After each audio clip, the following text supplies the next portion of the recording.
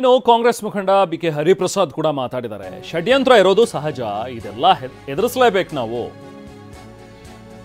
ರಾಜಣ್ಣ ಸುಮ್ಮನೆ ಕೂರೋ ವ್ಯಕ್ತಿ ಅಂತೂ ಖಂಡಿತ ಅಲ್ಲ. ದೆಹಲಿಯಲ್ಲಿ ಎಂಎಲ್ಸಿ ಬಿಕೆ ಹರಿಪ್ರಸಾದ್ ಕೊಟ್ಟಿರುವಂತಹ ಸ್ಟೇಟ್ಮೆಂಟ್ ಇದು.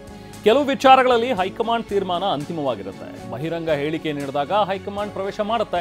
ಮುಂದೆ ಹೀಗೆ ಆಗಬಾರದು ಅಂತ ಇದು ಎಚ್ಚರಿಕೆ ಗಂಟೆ ಅಂತ ಹೇಳಿ ಕಾಂಗ್ರೆಸ್ ಎಂಎಲ್ಸಿ ಬಿಕೆ ಹರಿಪ್ರಸಾದ್ ಹೇಳಿದ್ದಾರೆ.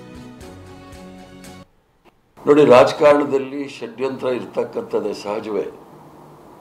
ಅದನ್ನೆಲ್ಲ ಮೀರಿ ನಾವು ರಾಜಕಾರಣದಲ್ಲಿ ಇರ್ತೀವಿ.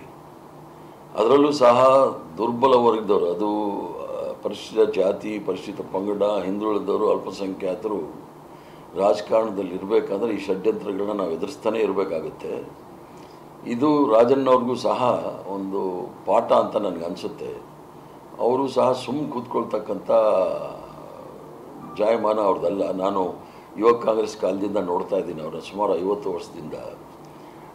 ಸ್ವಲ್ಪ ನಿಷ್ಠುರವಾದಿ, ಮಾತಾಡೋದ್ರಲ್ಲಿ ಭಾಳ ನೇರವಾಗಿ ಮಾತಾಡ್ತಕ್ಕಂಥ ಜನ. ಮುಂದೆ ನಾವೆಲ್ಲರೂ ಸಹ ಅವ್ರಲ್ಲಿ ಮಾತಾಡಿ ಇದಕ್ಕೊಂದು ಪರಿಹಾರ ಹುಡುಕೋಕ್ಕೆ ಪ್ರಯತ್ನ ಮಾಡ್ತೇವೆ.